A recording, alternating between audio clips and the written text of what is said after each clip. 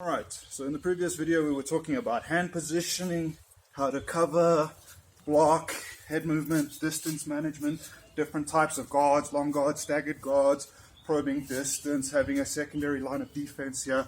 There's lots of different things that you can do, but you can also reach and do like swan neck techniques. There are so many different ways of defending yourself in martial arts, especially in different styles, different rule sets.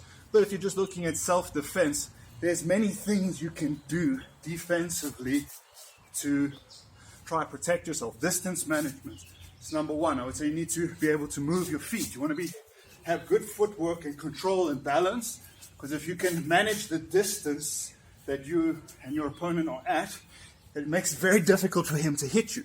So you want to be light on your feet. You want to be mobile. You want to have good balance. You want to have concept of head movement. Head movement is generated in the spine, in the hips, and the knees, all the way from the ground. Because if I move my feet, I'm moving my head. But also if I turn in my hips, my head is also moving. So you can move your feet, you can rotate in your hips. This will move your head offline. You can contract in your thorax. There's different ways of creating head movement. And you want to kind of have an idea of how to do all of those while simultaneously moving your feet and having an adaptable guard depending on the angle and where his hands are. So you want to be able to cover. If he shifts this way, your guard needs to move. If you can see he's setting up for a hook, you want to cover for the hook. If he's coming for an overhand, you want to come for the overhand. If you can see he's going for the body, you want to compress and cover the body, but you need to be able to fire out defensively as well. And if you can draw his hands, you can fire. If you fire straight, he's going to cover straight. If you cover straight, now you've got openings for hooks. So you can go 1, 2, 1, 2, 1, 2, 3. So if you fire straight, you cover straight to come around the guard. When you come around the guard, you pulse to defend there. If you're defending there, then you probably open here up for an uppercut. And you can turn the hip across to pull the arm around the elbow. There's a lot of different things you can do. So it's very difficult to explain the nuances of the different techniques, and they exist within situation and circumstance, because depending on how he's standing, how far away he is, where his hands are placed, what just happened, all of those things that dictate what is right and what is wrong. The situation and circumstance function in the moment. That is what matters. People get so caught up on it. I was told to do it like this. It's like, yeah, you were told to do it like that because you have to start somewhere.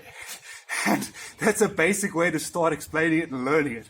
But that doesn't mean it's the only right way to do it. It's not. It's just you're being introduced to a new subject. It's like when you first start biology in school, they're not teaching you fucking brain surgery because you don't have the competency to grasp those things. You've got to learn the basic building blocks first. Okay. But yeah, adaptive competence, that's where you always want to be. Function in the moment. Are you adaptable to the moment to leverage your efforts and energy to be defensively competent and using your defense to set up your offense? And what I mean by that, let's say hypothetically someone punches at me, I can move my head offline. That is a defensive movement. But defensively, I can use that to load my hip and create torque that allows me to counter-rotate out of that position. I've closed the door and I can open it. I've created closing the joint, opening the joint. That creates defensive, offensive. So the defensive movement can set up my offense. My offense can then set up my defense as I perhaps shoulder roll. That shoulder roll sets up my offense. That offense can then set up my defense. Maybe he throws again, and I roll.